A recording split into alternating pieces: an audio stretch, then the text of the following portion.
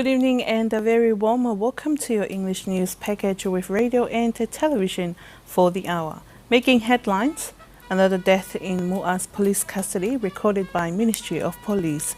Tonga has lost opportunities from farming companies in New Zealand and Australia due to Tonga's running away from the recognised Seasonal Workers Employment Programme.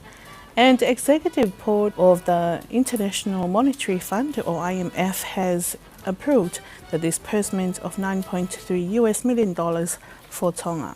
We'll have these and more stories later on in the bulletin, together with sports to wrap up with the latest weather update. Now with the news in details. It is with a regret and sadness that Tonga Police informs that another death has occurred in police custody. The deceased 22-year-old male from La Paha was overly intoxicated when he was arrested at around 15 minutes past 5 on Saturday afternoon, 23rd of July 2022, from a petrol station at La Paha following a complaint and call for assistance from staff at the petrol station. Police found the young man dead within hours in a police cell, where he was placed in circumstances indicating suicide.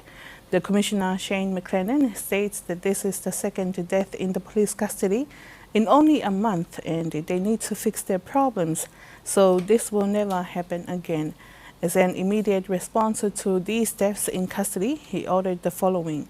First, Moa Police cell is shut and is not to be used until further notice. Second, the investigations into all deaths in custody are to be a priority, and if needed, further resources investigators will be provided to assist the professional standards investigators until these investigations are completed. Third, an inspection and assessment of all cells used by Tonga Police across the kingdom is to occur today, Monday the 25th of July, followed by the consideration of options needed to remedy any deficiencies with a matter of urgency. Fourth, the Tonga Police Custody Management Policy is to be reviewed and updated this week. And fifth, some in-service training on custody management and human rights is to be provided to all frontline staff as a matter of priority. Investigation into this regrettable incident is underway and an inquest will be held upon completion of the investigation. Although farmers and companies in New Zealand still need more Tongans to come over and work under the recognised Seasonal Workers Programme, but Tonga has lost opportunities as many workers abandon the programme. This was confirmed to Radio and Television Tonga News by the Chief of the recognised Seasonal Workers Employment Department for the Ministry of Internal Affairs, Paula. Mark Ake with the details. The Chief of the recognized Seasonal Workers Employment Department of the Ministry of Internal Affairs, Paula, says that once a seasonal worker runs away from the RSE program in either New Zealand or Australia, the employer reports it to their respective immigration ministries since these workers have breached their visa agreements. Upon the report, a communication officer will work together with related stakeholders and families of the runaway worker to collect information, locate them, and also encourage them to come back to Tonga as soon as possible. It is understood that the RSC Department of the Ministry of Internal Affairs is facing problems, especially when dealing with social issues between married workers. The Ministry of Internal Affairs received numerous complaints before based on these social problems, and the RSE department offered an opportunity for couples to travel together through this program to minimize the problems, but it seems the issue has worsened as revealed on social media. Paula adds that the recognized Seasonal Workers Employment Program has established a branch under the department to take care of these social problems, and they are still looking for staff to work in this unit. There are 2 communication officers in Australia, and they will recruit 1 member so they will be able to take care of Tongans who travel under the program. Meanwhile, Tonga Tertiary Institute is conducting the course of Aged Care Program and Customer Service being taught at Ahupanolo Technical Institute for opportunities in Australia. A total of 1,517 Tongans have participated in the Seasonal Workers Program in New Zealand and 4,184 in Australia from 2021 to 2022. The Executive Board of the International Monetary Fund, or IMF, has approved the disbursement of $9.3 million for Tonga. This follows its approval on the 15th of this month under the Rapid Credit Facility, or RCF, which is equivalent to an estimate of 21 million pa'anga. In a press release, Honourable Minister of Finance, Tatafu Moeaki, welcomed the quick response of the IMF as it will help to support the government's increased expenditure in its budget 2023 to finance the increasing costs for the reconstruction and social protection following the Tonga Hungahapai volcanic eruption and the COVID-19 outbreak during the first quarter this year. The loan funds are provided on highly concessional terms, including a zero interest rate, grace period of 5.5 years, repayment period of 4.5 years, and final maturity of 10 years. The IMF approval and timely disbursement of the funds will help the government to support the reconstruction phase and help affected families return to normalcy. In situations of emergencies, women and girls' vulnerabilities are heightened by the disruption in service delivery and existing gender inequalities, as well as a disruption in social and protective networks. Today, the acting minister of the Ministry of Internal Affairs, Latu, officially opened a 3-day workshop on the gender-based violence emergency. Mark Ake again tells you more. During emergencies, response interventions must meet the distinct needs of women, girls, boys, and men of various ages and backgrounds, ensuring equal access to assistance. During his keynote address, the Acting Minister of Internal Affairs, Lord Tu'iwhafitu, says this 3-day workshop aims to strengthen the capacity of UNFPA implementing and operational partners providing assistance in eruption and COVID-19 response. Gender-based violence is an umbrella term for any harmful act against persons' will, and that is based on the socially ascribed differences between males and females.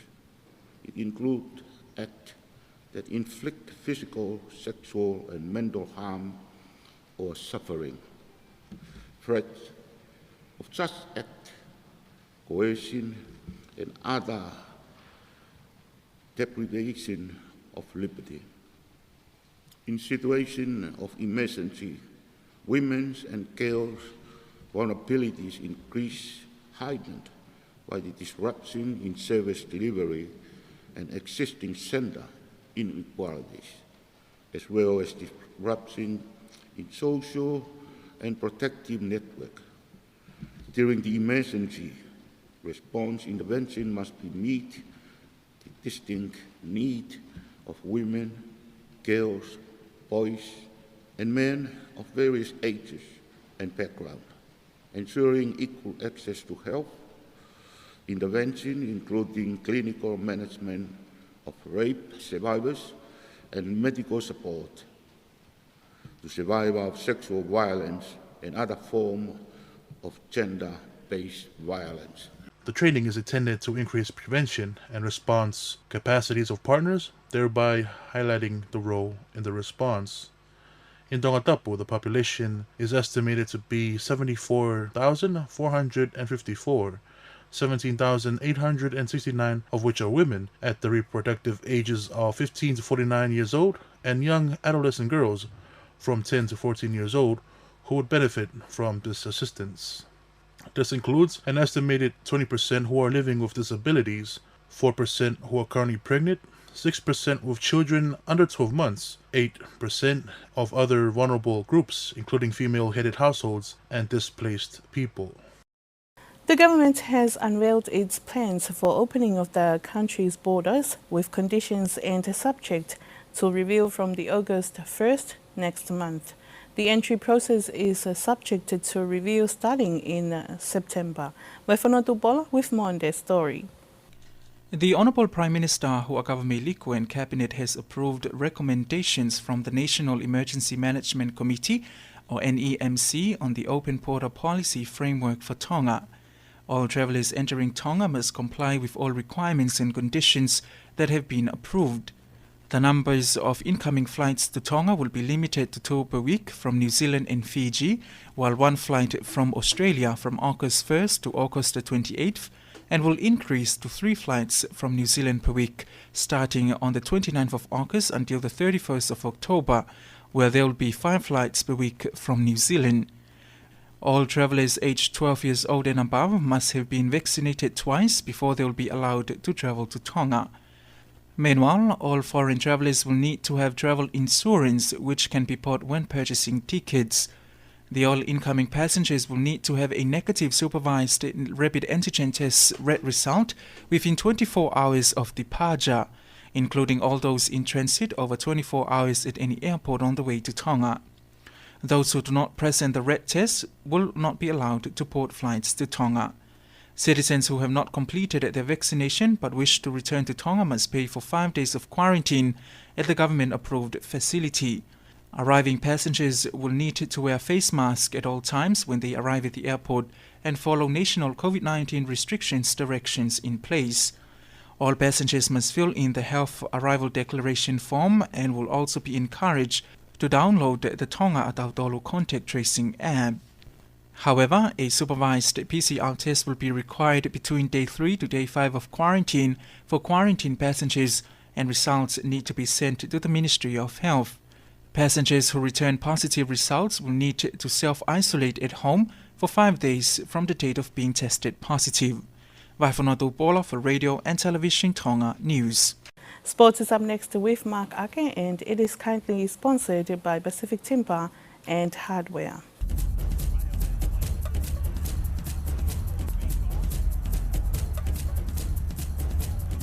On Friday, the Tongatapu finished on a high in the Oceania netball World Cup qualifier. Along with its guaranteed spot to Cape Town next year, the ladies in red leads the competition undefeated. Tonga was on the front foot from the start of the match, but unlike its previous games, it was only able to manage a 5-point lead against the Cooks. The first quarter ended 16 points to 11 to Tonga. It was hard for the Cook Islands to catch up with them, as they only managed to shoot 24 goals in their third and fourth quarter compared to 37 from the Tala. The performance took off in the second half as they extended their lead to 32, with the Cook Islands only managing to slot in 9 more goals. Holita Veve, center and captain of Tonga Tala, was awarded the player of the tournament. Fiji has also qualified to next year's World Cup. Meanwhile, a letter from the Queen of Tonga's secretary confirmed that Her Majesty Queen Anaspa'u has heard the good news and she commends them on their massive achievement.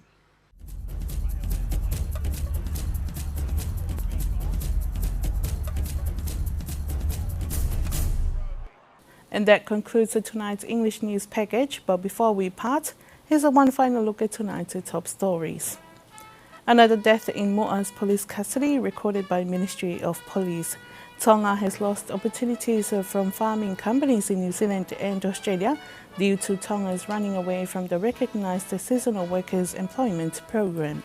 And Executive Board of the International Monetary Fund, or IMF, has approved the disbursement of $9.3 million for Tonga. And that's it for tonight. Thank you for your company. I'm Alice Itubo. Have a blessed evening.